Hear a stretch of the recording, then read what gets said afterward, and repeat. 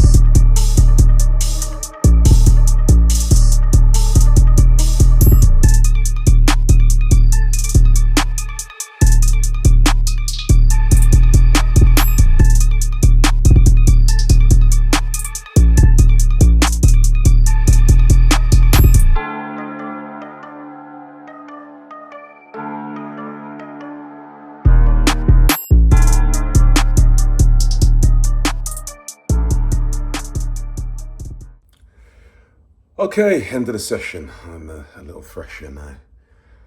I ended up having to sit down for about 10 minutes because I was just tired and I could not breathe.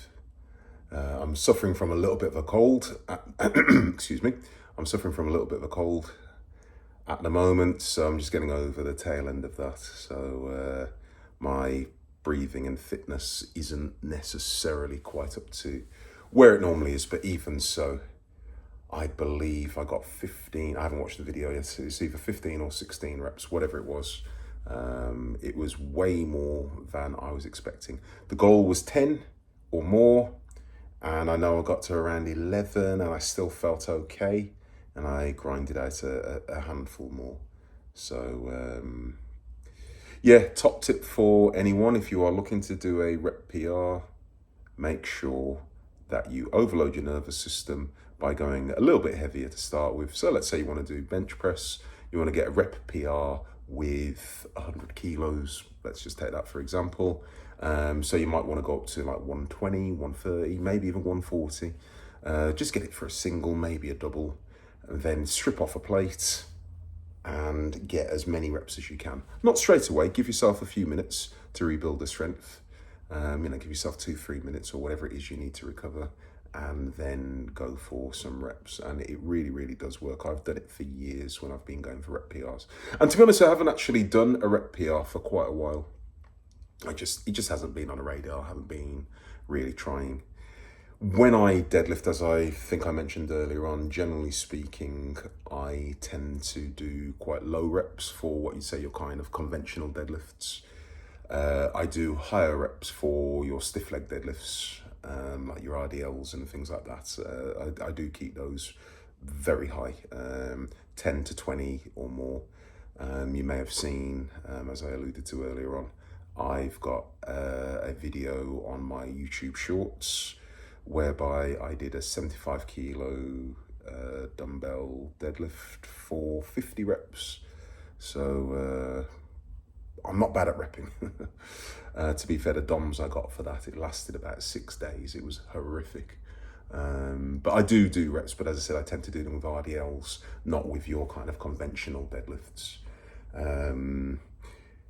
The deadlift for me, I tend to use as more of a demonstration of strength and just power, just general brutal power. And I do tend to keep the reps in that 5 rep range or less. It works for me. Find something that works for you. I personally find it works for me. When I was a little younger,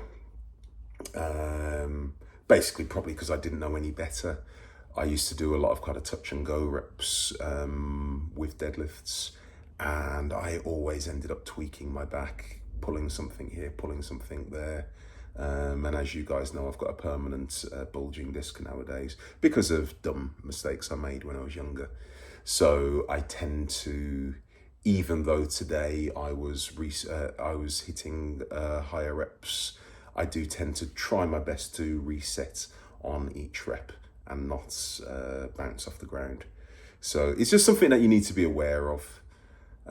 If your body can handle it, cool.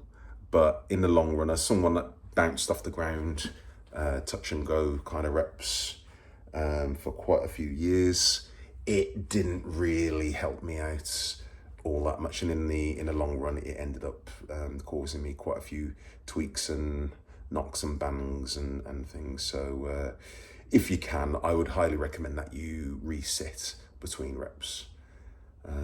Aside from that, that's pretty much it. So I am leaving it there. As I said, I've been a little bit under the weather recently, so I'm not going crazy with the training. I am absolutely training, and I've still, over the last week, I did throw in one extra rest day last week. I trained only 5 times last week as opposed to the usual 6 or 7 days. But you know, when you're under the weather a little bit, sometimes you have to just listen to your body. So I'm still going for it, but I'm aware that I'm not necessarily at 100% capacity. So I'm just limiting it to deadlifts today.